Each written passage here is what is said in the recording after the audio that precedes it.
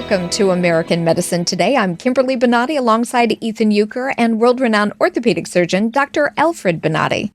We have an exciting show lined up. Let's get right to it. Systematic inflammation can play a dangerous role in chronic diseases, many types of cancer, and even weight gain. The good news is that eating a plant-based diet is especially helpful for calming the immune system. Joining us to discuss is Linda Tyler, author of the Plant-Based Anti-Inflammatory Cookbook. Welcome to the program. Thank you so much. It's great to be here. Certainly. So you're going to have kind of a tough sell, at least in this room, for kind of that plant-based diet, because we're all meat eaters here. So specifically Doc and me and myself and you. How are you going to convince us to give up the steak? My book is about helping people feel better and live long, healthy lives. And so I'm not asking for 100% compliance immediately. You know, the more you go to a healthy diet for inflammation, the better. So it's not all or nothing. So eating more plants and more of the, what I call the anti-inflammatory superstars, the better. There's a lot of research that shows on a macro level that the plant-based diet is better for inflammation markers compared to the standard American diet and other diets that are higher in animal products. Well, so explain what systemic inflammation is. I mean, obviously that just means it's chronic in a sense, right? Correct. So systemic inflammation comes from your immune system responding to what it perceives as irregularities or invaders in your body. But chronic inflammation is that there's something in the body that the immune system and the immune cells just can't get rid of. So one example is plaque on your arteries. So the immune cells don't like that. They're not familiar with it from our evolutionary period. And they try to attack plaque. And that makes our arteries swollen. And that causes problems that makes them more constricted, that makes them stiffer. It can sometimes loosen the plaque and cause blood clots. So other things that the immune cells might respond to is fat cells. If we have excess body fat, our body fat actually is metabolically active, and it releases pro-inflammatory compounds, and the immune cells start to react to that.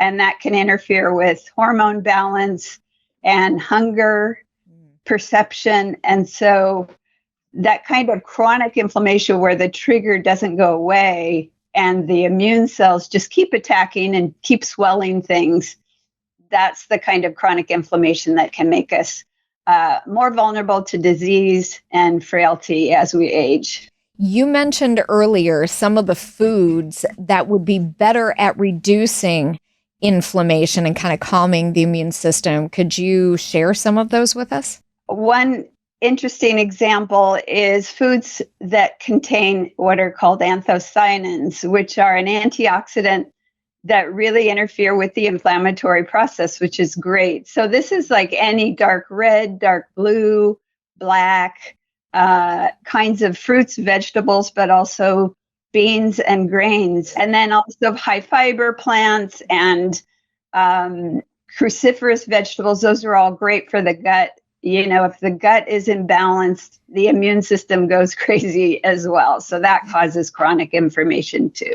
I'm internally being like, oh, quinoa, all this stuff. I like a lot of that. I don't. Doc, go ahead. We're talking about longevity. And we have a program here that we start to talk about longevity. And I look at those articles.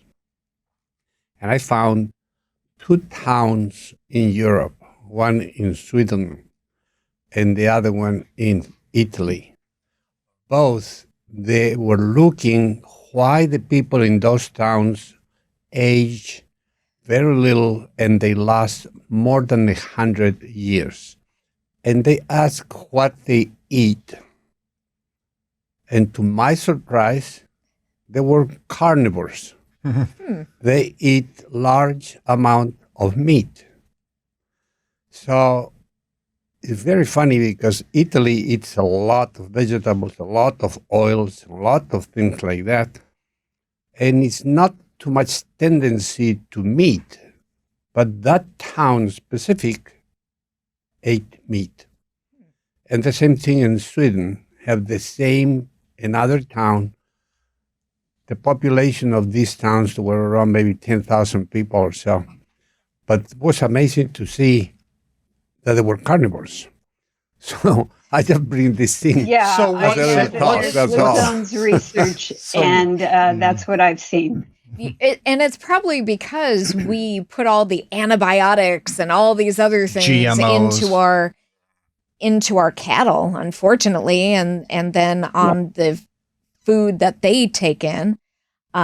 So I agree with kind of Ethan and yours, to kind of step the process, but adding in more plants, I've been trying to do that more and more as of late. We got to have an open mind, I guess. Humans evolved as omnivores. So, I mean, it's our God-given right as omnivores to want to eat meat. I mean, Grog, the caveman back in the day, he probably was foraging and things, but they weren't just eating plants, right? So, I mean, what's a good ratio? I know you want everybody to just go full plant, but I don't want to go full plant. So what's a good ratio of meat to plant in your mind? Yeah, actually, there's a lot of research that shows over millions and millions of years of evolution, humans ate a lot more plants than animals. So, animals were a sort of infrequent treat.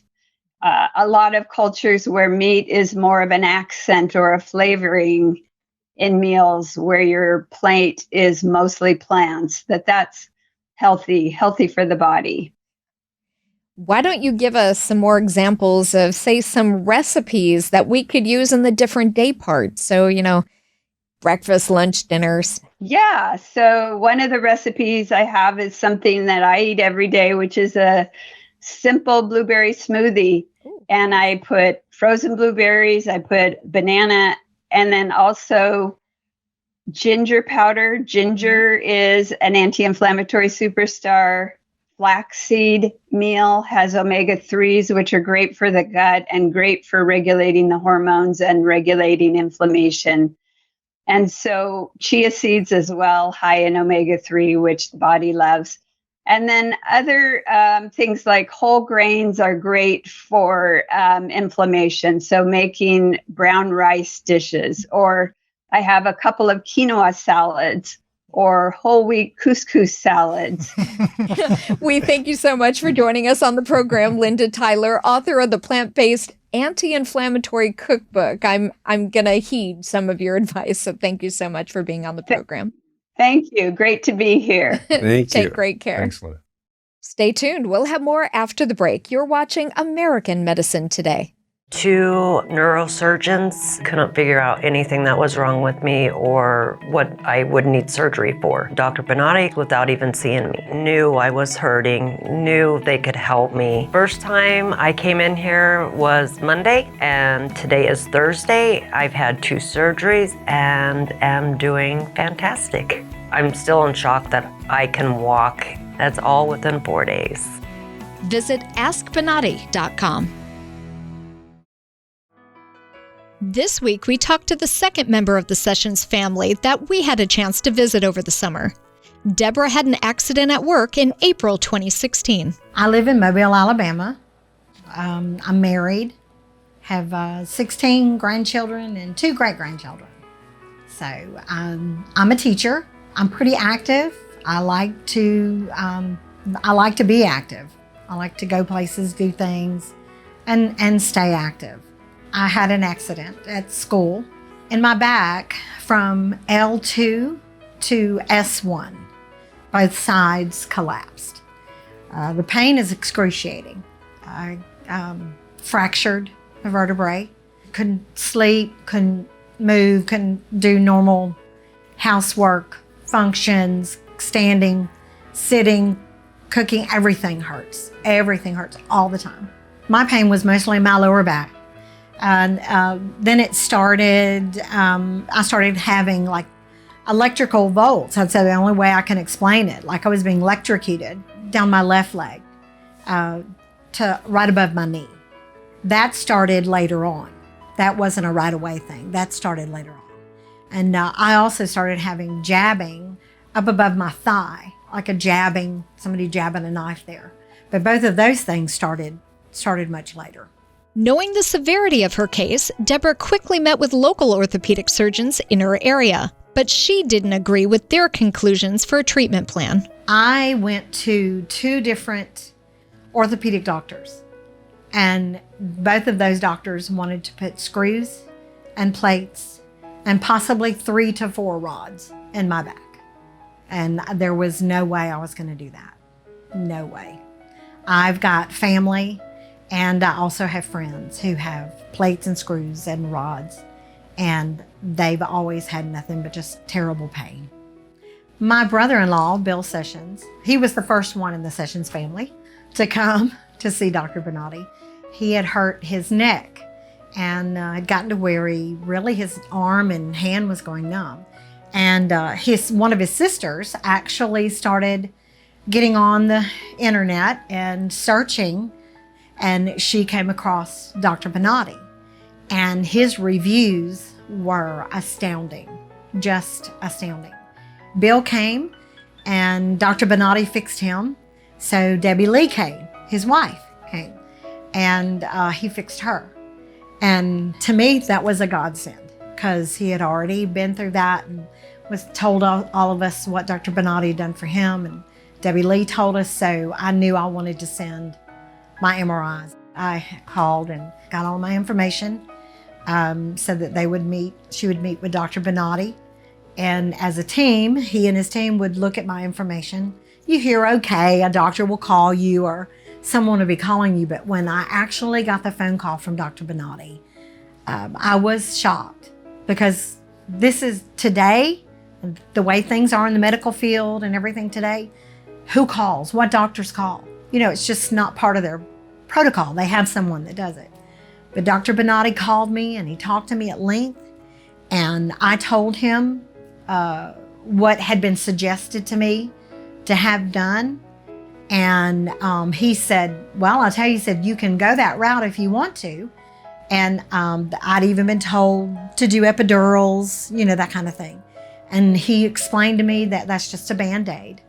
And he said, but, I can fix you. He said, I've looked at your MRIs. I can fix you. Having witnessed firsthand the results of her family members' successes at the Bonati Spine Institute, Deborah and her husband set off on a road trip to the Tampa Bay area. When I first came to the Bonati Institute, I was impressed with how it looked. And then you're greeted at the front door. He's so professional, but yet he's so warm and personal. You don't get that at a doctor's office, especially not most orthopedic centers. You walk in and there's 100 people that they all have the same appointment that you do, the same time, and they just get to you whenever they're finished with somebody else. But everything is individualized. And when they took me back to the room, they took all my vitals, and Dr. Bonati came in a little while with my MRIs, and he puts them up on his screen, and he circles everything that he's going to do. Then he took a skeleton and he explained to me everything that he was going to do. And then asked me, what questions do you have? He took all the time that I needed. And also my husband. My husband had questions. He wanted to know. And he explained everything and answered his questions too. Bonati patients are conscious during their procedures, providing crucial feedback to the surgical staff about what they feel. Because the patented Bonati Spine procedures are targeted and performed incrementally, patients can regain their strength, movement, and feel the decreased pain immediately following their outpatient surgery. Dr. Bonati does ask you questions. He wants to know where the pain is, which side, which leg. He wants you to communicate with him so that he can fix what's wrong while you're right there on the table. Instead of going through what most normal doctors do, you get up, you go through recovery, you go through physical therapy, and then you're hurting. And, they're not going to put you back up on the table after all of that. So I love it that he can communicate with me right there, and I can tell him exactly where it hurts. I would say to anyone that's hurting, or if you've had an accident, and you're suffering. Why would you stay in pain when there's someone like this that you can do research on, or you've had someone that you know? And from what I understand, Dr. Bonati is known worldwide. I have met people from all over the world here, some amazing people that their stories have been unbelievable. Why wouldn't you try? And I have talked to so many family members and friends and sent people down here and told them, you know, you have nothing to lose. Send an MRI. There's no cost to it. They look at it, and if Dr. Bonati cannot help you, he'll tell you. He's honest, he's upfront. He's not one that, oh yeah, I can do that, and then you come out worse than you were when you went in. I have felt tremendous relief with each procedure. I know for a fact that it's fixed.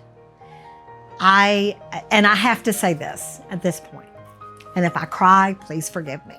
Fear is a terrible thing. But it would go through my mind that I've had, you know, you have doctors say, I can't do anything for you. There's nothing else I can do. And of course, I prayed and asked God, please show Dr. Bonati what to do. And Dr. Bonati said, I'm going to find out what's wrong.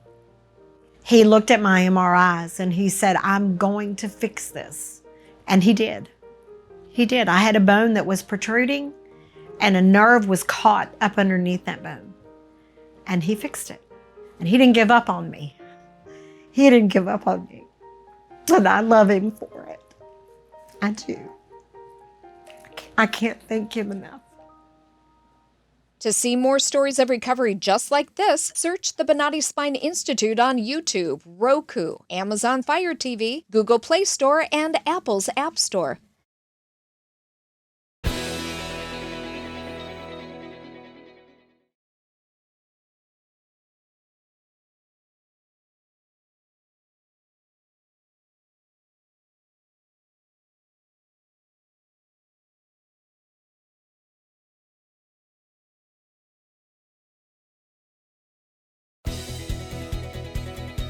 If you have any comments or questions, contact us at the numbers below. Or you can tweet at Dr. Bonati using the hashtag American Medicine Today or hashtag AMT. We would like to hear from you.